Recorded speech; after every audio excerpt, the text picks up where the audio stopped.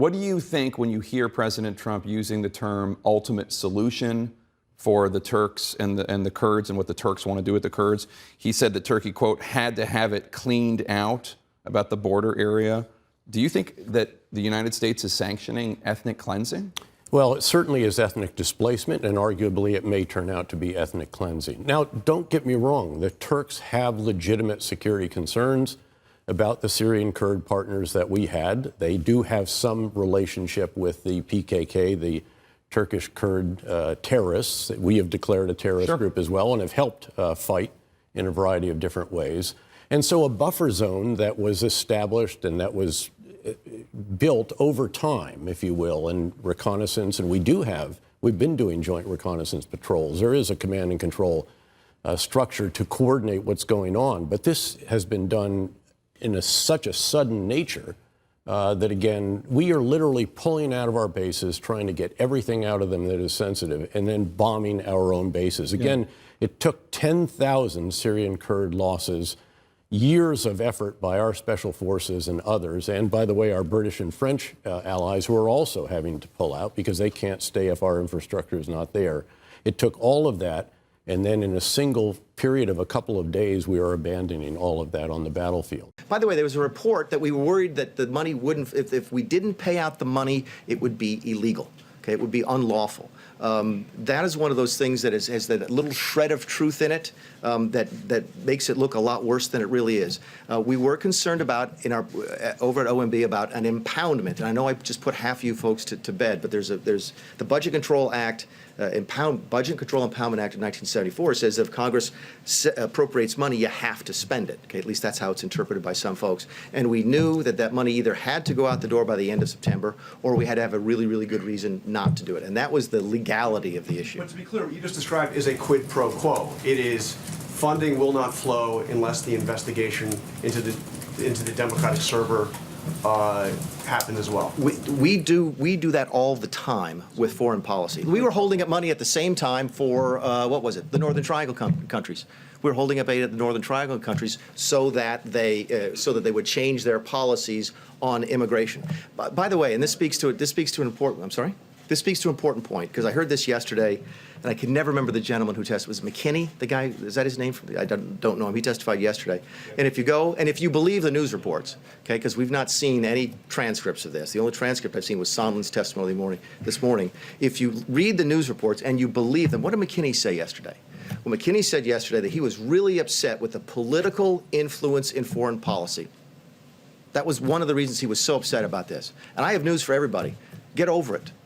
There's going to be political influence in foreign policy. I'm talking to Mr. Carl. That is going to happen. Elections have consequences, and foreign policy is going to change from the Obama administration to the Trump administration. And what you're seeing now, I believe, is a group of mostly career bureaucrats who are saying, you know what, I don't like President Trump's politics, so I'm going to participate in this witch hunt that they're undertaking on the Hill. Elections do have consequences, and they should, and your foreign policy is going to change. Obama did it in one way, we're doing it in a different way, and there's no problem with that. The U.S. Department of Justice says it has taken down the world's largest darknet child pornography site, which authorities say was funded by Bitcoin. Now, according to DOJ, Welcome to Video was dismantled after the raid and arrest of the underground site's administrator, 23-year-old South Korean national Jong-woo Sun. In an operation by officials in the U.S., the UK, South Korea and Germany, hundreds of suspects have been charged across the world. More than 20 minors who were being abused by users of the site have been rescued. Officials say they seized more than 250,000 videos. That's staggering, with disturbing references to abuse of very young children and even toddlers. At a press conference, officials said it was one of the first times seeing cryptocurrency in trafficking child pornography. Let me be absolutely clear. What we are here to discuss today, the sexual exploitation of children, is one of the worst forms of evil imaginable. I am pleased to announce the takedown of one of the world's largest child sexual exploitation marketplaces on the darknet. Welcome to Video. Now, other than the administrator who's already convicted and serving a sentence in South Korea, 337 people in 12 countries have been arrested in the operation. In the United States alone, investigators searched the homes and businesses of, get this, 92 individuals. Staggering, fascinating story there. Last year when my wife and I attended, we knew we were expecting our first child. No one else did at the time, but we did. And I remember...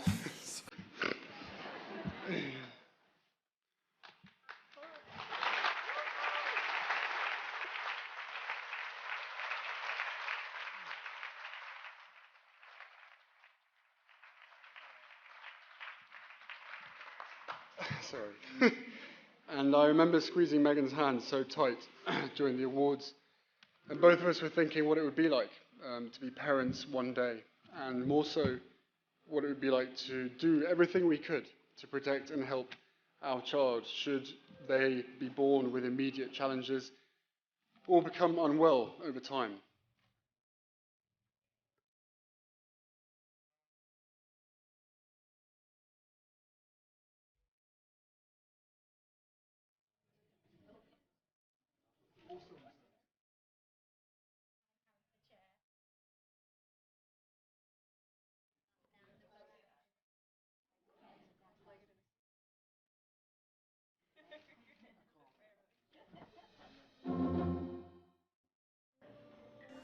It was 4 o'clock in the morning when Yu Che-rin realised she'd been on her phone for 13 hours.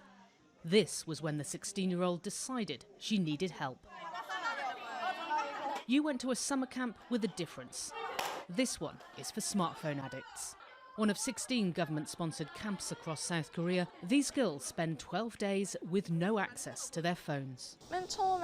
At first, I started using it simply because I was bored, but now I just use it for no reason. These teenagers attend one-on-one, group and family counselling sessions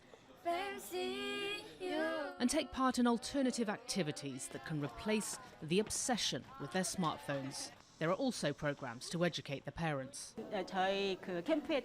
On the first day of the camp, kids have agonized looks on their faces. They say things like, "I want to go back home. I really hate it. Why am I here?" But that's just for the first 2 days. In 2018, 98% of adolescents in South Korea used a smartphone. Almost 30% of them are over-dependent on them, according to government figures. These teenagers get obsessed with games and refuse to go to school, and cyberbullying and arguments with parents have become more serious.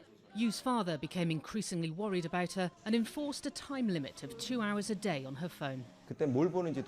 I did not know what she was watching, whether she was watching YouTube or playing games. If I talked to her about it, there would be an argument. There are increasing concerns about the medical impact of excessive smartphone usage. One psychiatrist says it can weaken the frontal lobe of the brain. Major symptoms of the weakening of the frontal lobe are depression and anxiety, and it becomes harder to control impulses or anger. The ability to suppress or overcome difficulties becomes weak. 1 month after the camp ended, Yu says she believes it helped her.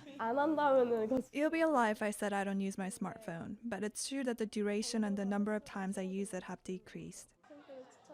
I even recommended the camp for my younger brother. He would really struggle without his phone. Paula Hancock's CNN Seoul.